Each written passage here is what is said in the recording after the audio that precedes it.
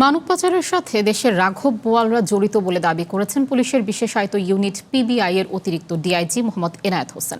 দুপুরে রাজধানীর আগারগাঁওয়ে লিবিয়ায় মানব পাচারের শিকার এক ভুক্তভোগীকে নিয়ে সংবাদ সম্মেলনে তিনি আরও বলেন, তদন্ত শেষ না হওয়া পর্যন্ত মানব পাচারে জড়িত গডফাদারদের পরিচয় প্রকাশ করা যাবে না। সংবাদ সম্মেলনে জানানো হয়, লিবিয়ায় মানব পাচারের শিকার সোহেলকে মধ্যযুগীয় কায়দায় নির্যাতন করা হয়েছে। টানা 2 মাস শারীরিক ও মানসিকভাবে নির্যাতনের পর ওই ভুক্তভোগীকে উদ্ধার করতে পেরেছে পিবিআই।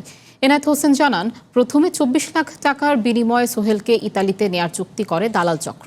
পরে তাকে লিবিয়ায় মাফিয়াদের কাছে বিক্রি করে দেওয়া হয়। দেশে পাঠানোর নামে ধাপে ধাপে তার কাছ থেকে প্রায় 64 লাখ টাকা হাতিয়ে নেয় মানব পাচারকারী চক্র।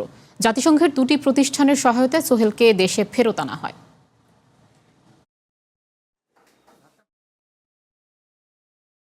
মাদারীপুর থেকে 2 জনকে এবং কুমিল্লা থেকে 1 জনকে গ্রেপ্তার করি এবং মাদারীপুরের থেকে গ্রেপ্তারকৃত যে অরিজিনাল একজন আসামি টিটু এবং রিয়াজুলের মা, যিনি সব কিছু এই বিষয়গুলো দেখভাল করেন, রহিমা বেগম, তাকেও আমরা গ্রেপ্তার করি।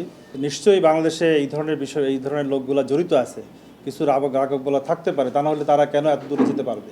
জামিন করানোর জন্য একটা চক্র যে খুব ব্যাপকভাবে তৎপর, সেটা আমরা উপলব্ধি করতে পেরেছি।